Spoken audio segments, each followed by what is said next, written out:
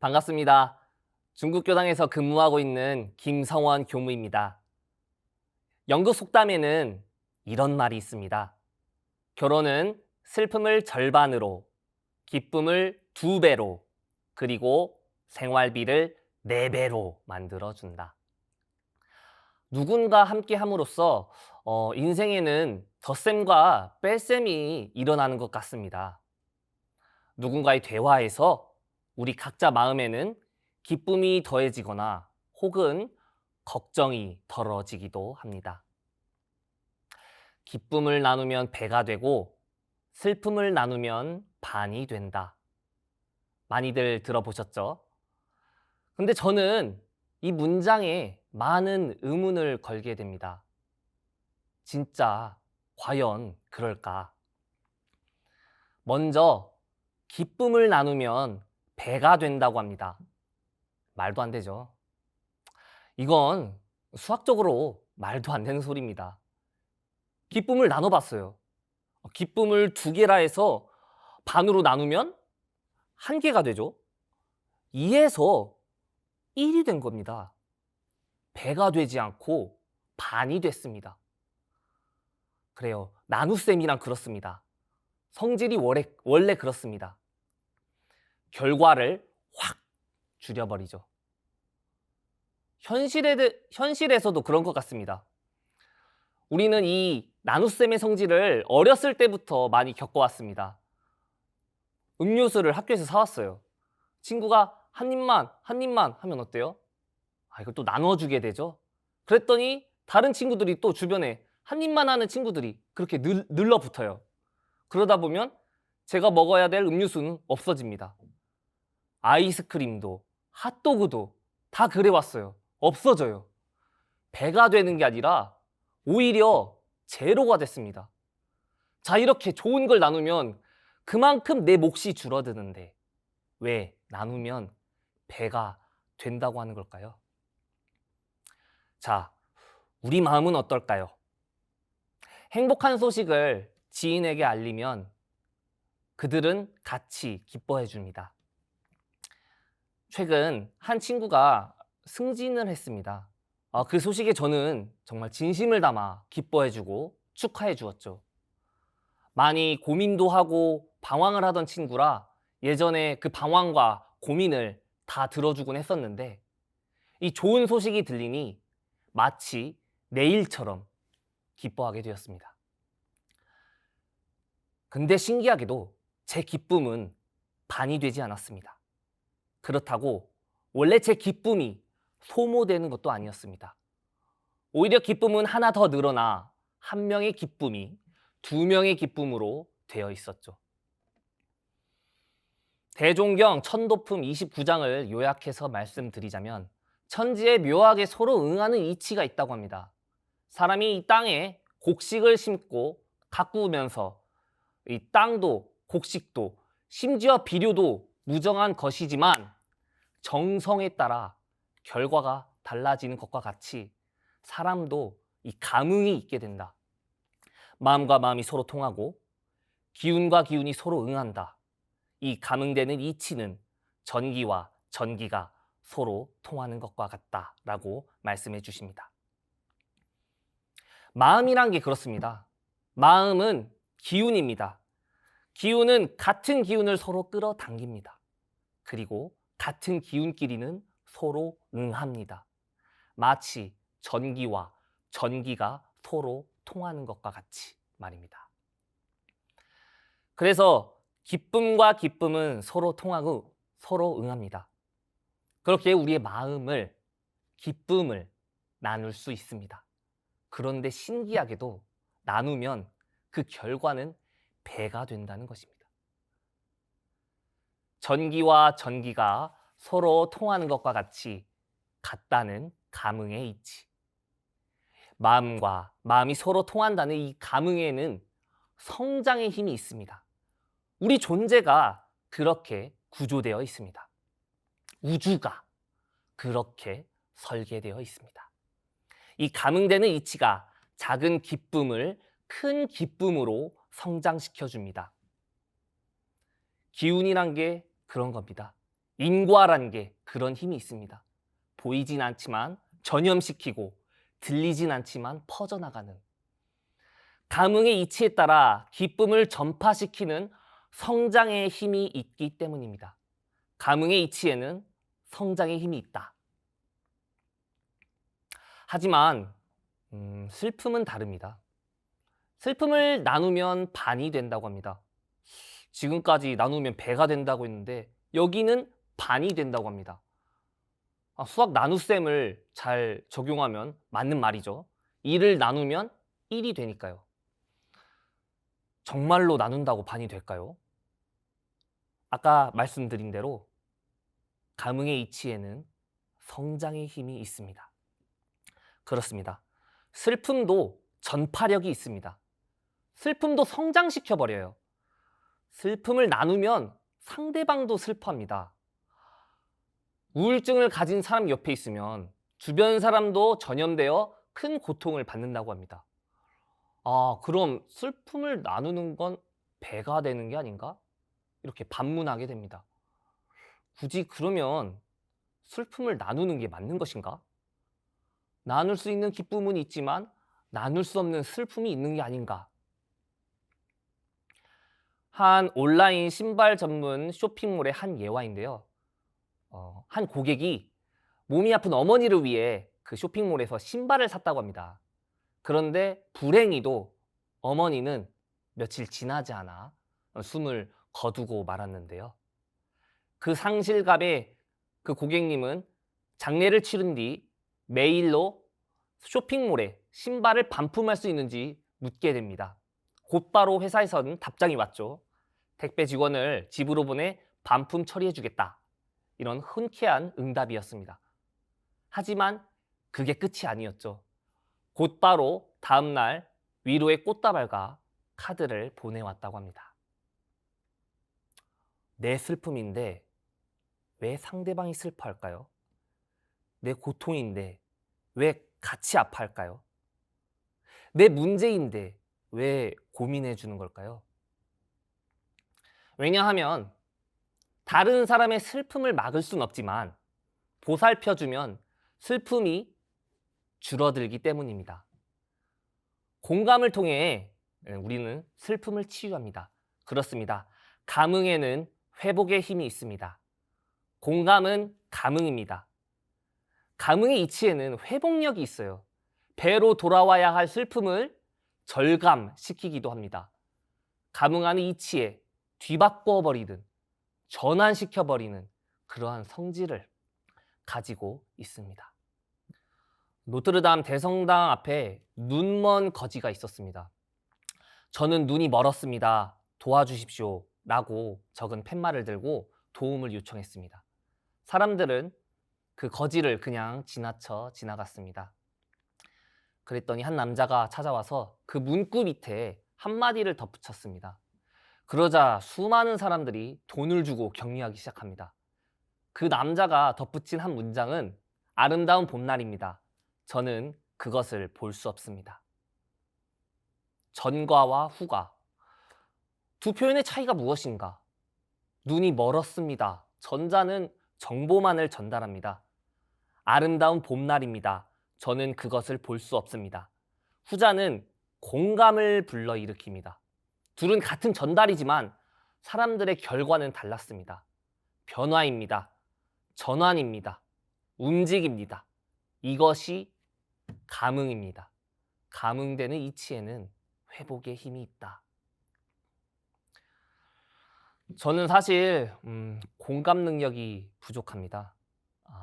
친구가 고민과 걱정으로 슬픔을 나눌 때 그래 화이팅 이렇게 영혼이 없는 건조한 말을 꺼내기 일쑤였죠. 때로는 기쁘고 축하받을 일도 이 음조 높낮이가 없는 축하해 라고 말하기도 했습니다. 이 머리로는 어떠한 말을 꺼낼지는 알고 있는데 그 말에 영혼이 없다고 합니다. 사실 좋은 말만 한다고 좋은 결과가 나오진 않습니다. 제 말에는 기운이 없기 때문에 그에 상응하는 결과가 나오지 않는 것이겠죠? 헤아리는 말, 공감하는 말, 기운과 기운이 서로 응하는 말을 건네야 우리는 감동을 받습니다. 현장에 와서 1년 차 때 교화에 대한 열정이 많았는지 만나는 청년들, 학생들 전부 막 해결해 주고 싶은 마음이 컸습니다. 걱정과 고민을 얘기해 주면 그것이 어떤 게 문제인지 또 어떻게 해결해야 하는지 분석하기에 급급했습니다. 때로는 기쁜 일, 축하할 일을 얘기하면 축하는 하겠는데 한편으로 이걸 왜 나한테 무슨 말을 하고 싶은 거지? 라는 의아함을 가지기도 했습니다.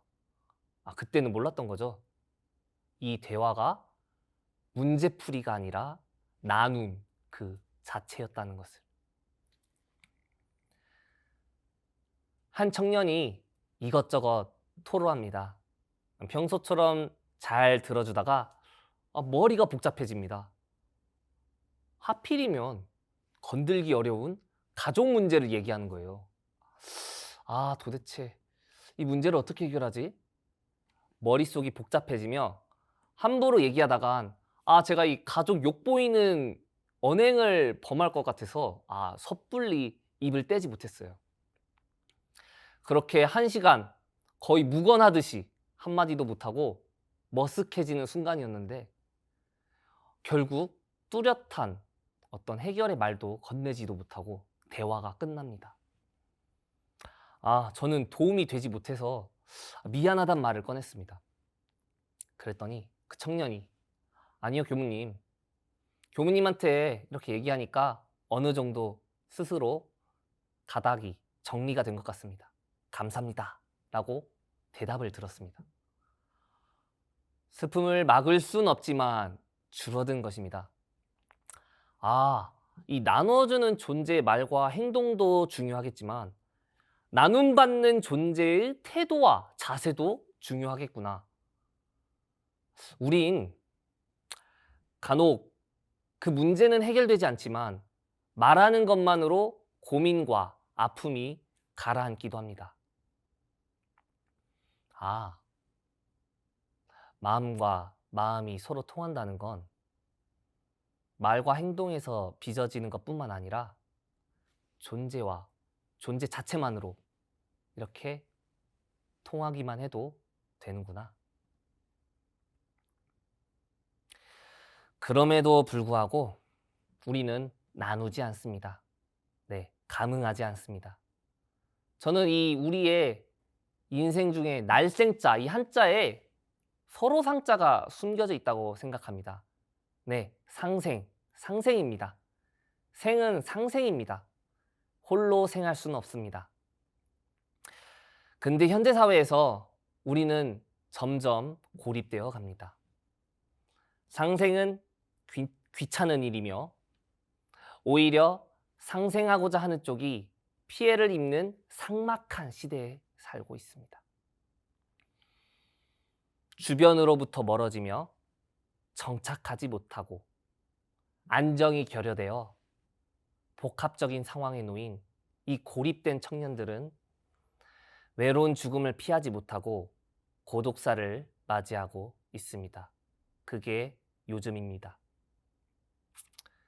이 설교는 그런 청년들의 정신 건강으로부터 시작됩니다.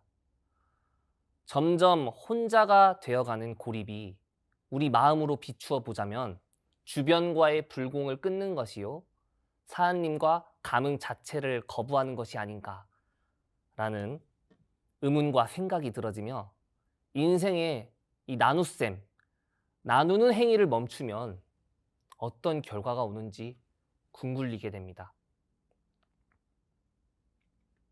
그것은 고독이었습니다. 더 나아가 고독사였습니다. 괴로움은 혼자서 해결할 수 있는데 외로움은 혼자서 해결할 수 없다. 지금도 외로움으로 죽은 뭉텅이에 있는 청년들을 위해 이 주변과 감응하지 않으면 상생할 수 없다는 이 명제를 꼭 밝혀야겠고 나누지 않으면 살 수 없다. 이 의미를 건져내야 하는 게 나의 급선무겠구나라는 생각이 짙어졌습니다. 기쁨을 나누면 배가 되고 슬픔을 나누면 반이 된다. 옛말로서 자주 회자되던 이 문장은 질투와 약점으로 배역을 바꾸고 별 피로감 없이 우리 곁에 나타났습니다. 기쁨을 나누면 시기와 질투를 받고 슬픔을 나누면 비판이나 공격을 받게 됩니다. 만물의 영장인 사람, 요즘 그 사람이 제일 무섭습니다. 사람이 참 이상한 게 다 같이 힘든 건 참아도 나보다 조금 더 잘 나가는 건 못 참습니다. 이 SNS에 잘 나가는 한 사람, 그 사람의 인스타에 도배되었던 칭찬 일색의 댓글은 조금의 논란으로 이 나라까지 보낼 정도의 혐오 댓글로 바뀝니다. 우리는 그런 경우를 많이 목격했습니다. 아파트 20채 이상 소유하기 전에 주변 누구에게도 말하지 말아라. 말해봤자 축하해주기는커녕 집값이 폭락하기를 바랄 뿐이다. 이것이 요즘 우리가 기쁨과 슬픔을 나누지 않는 이유이기도 합니다. 함부로 나누지 않습니다. 정산종사법어 제9 무본편 55장에 우리가 영겁을 통하여 공부하는 데 가장 필요한 조건은 서원과 법연이니 서원은 우리의 방향을 결정해주고 법연은 우리의 서원을 이끌어주며 복돋아 주시나니라. 살다 보면 하나의 사실을 목격하게 됩니다. 아, 나란 존재, 혼자서 살 수 없는 존재구나. 그래서 이 인연이란 게 인생에 있어서 정말 소중하구나. 특히 이 나눔을 그대로 봐줄 수 있는 인연이야말로 정말 특별하구나. 믿을 수 있는 법연을 두어야겠구나. 그리고 또 반대로 생각해보면 믿을 수 있는 법연이 되어야겠구나. 자신의 기쁨을 질투하지 않고 정말로 기뻐해주는 도반이, 자신의 슬픔을 약점 잡지 않고 정말로 슬퍼해주는 도반이 되어야겠다. 근데 오히려 너무 상대방을 배려해서 이 나눗셈을 하지 않는 경우도 있습니다. 나눠봤자 해결이 안 되니까 미안해서. 그래서 사람이 어떻게 돼요? 끙끙 앓아요. 내 문제니까, 내 탓이니까 입을 꾹 닫아요. 주변과 모두를 차단해요. 정말로 위험한 사람입니다. 제일 위태로운 사람입니다. 혼자서 끙끙 앓겠다는 건 이 고립되어 살겠다라는 뜻인데요. 살다 보면 그럴 때가 있더라고요. 아무리 피해보려고 해도 이 온 우주가 날 극적으로 막 밀어붙이는 느낌. 세상이 나를 좋아하지 않는 것 같아. 자꾸 나를 나락, 절벽 끝자락으로 몰아가는 느낌. 잘 살아보려 하지만 주변에서 가만히 안 두는, 그래서 혼자 어떻게든 아등바등 살아가려 합니다. 괴로운 건 나 혼자 짊어지려 하고. 하지만 우리 주위에는 은혜 아님이 없다. 무기력함이 밀려올 때에도 지금도 천지가, 부모와 금수초목이, 심지어 법률마저도 우리를 보호하고 있습니다. 혼자가 되지 않기 위해. 지금도 우리 곁을 떠난 적이 없다. 단 한순간도 혼자 두게 한 적이 없다. 그래서 우리는 혼자였던 적이 없다. 그러니 우리는 정전의 심고와 기도처럼 즐거운 일을 당할 때 감사를 올리고, 괴로운 일을 당할 때 또 사죄를 올리고, 결정하기 어려운 일을 당할 때는 결정될 심고와 설명 기도를 올리고, 난경을 당할 때에는 순경될 심고와 설명 기도를 올리고, 순경을 당할 때에는 간사하고 망연된 곳으로 가지 않도록 심고와 설명 기도를 하자는 것이니, 좋은 법연을 두고 좋은 법연이 되는 것도 좋지만 거기에만 그치지 말고 이 진리와 감응하라는 거예요. 피은된 돌을 채받아 생명들이 은혜를 생산하여 배가 되게, 피은된 돌을 채받아 생명들이 해독을 돌려 은혜를 발견하게, 기쁨을 생장시키고 슬픔을 회복시킵니다. 진리와 감응해야 합니다. 은혜를 생산시키는 성장의 힘을, 은혜를 발견시키는 치유의 힘을, 그래서 일원의 위력을 얻는 겁니다.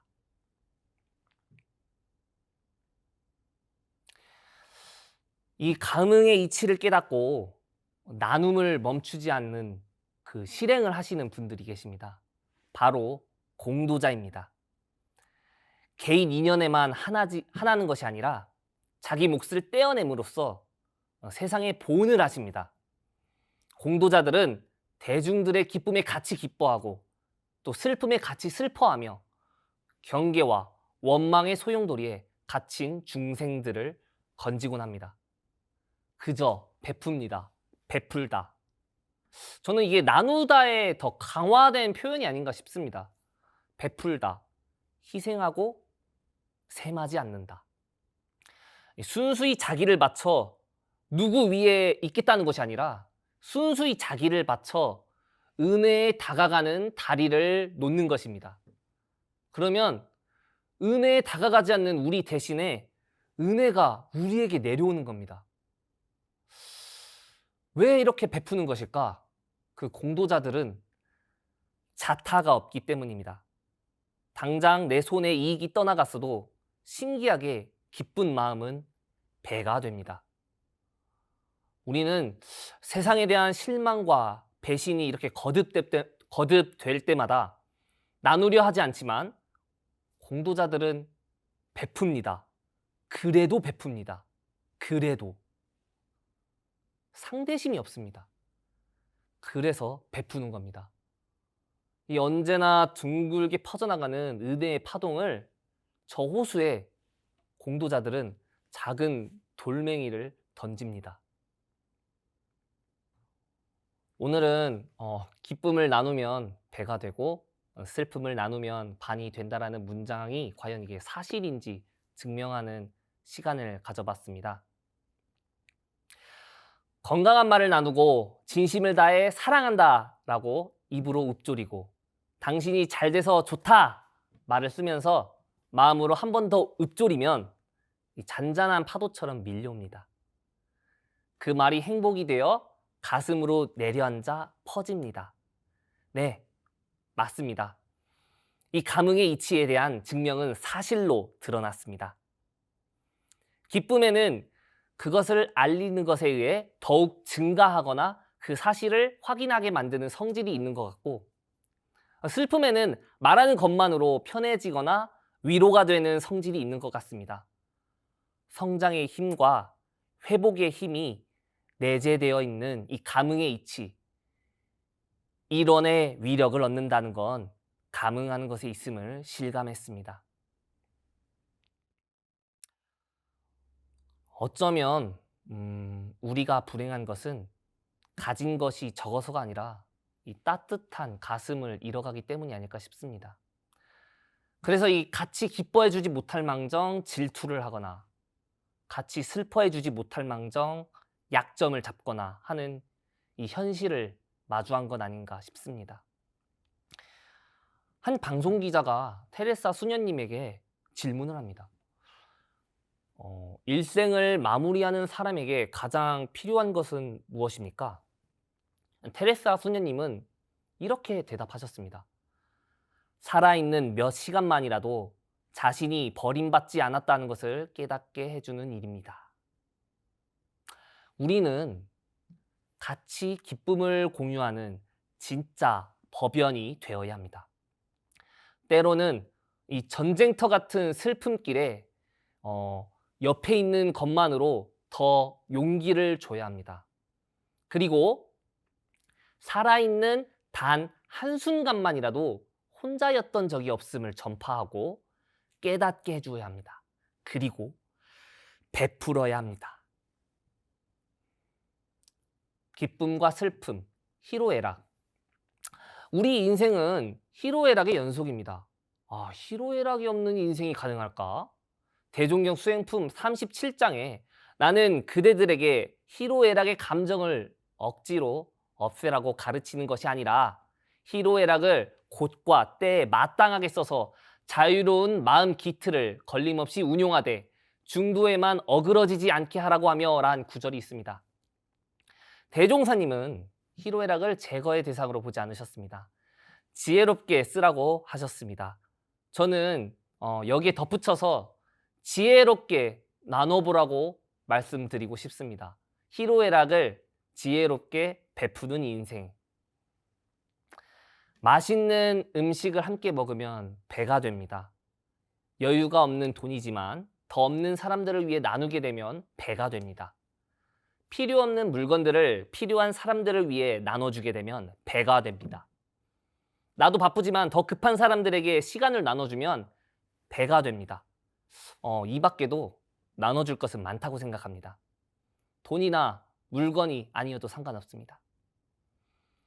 작은 마음부터 시작하면 언제나 큰 기쁨으로 돌아오는 이 나눗셈의 위력을 믿고 있습니다. 베풀면 반드시 감응합니다. 이상 설교를 마치겠습니다. 감사합니다.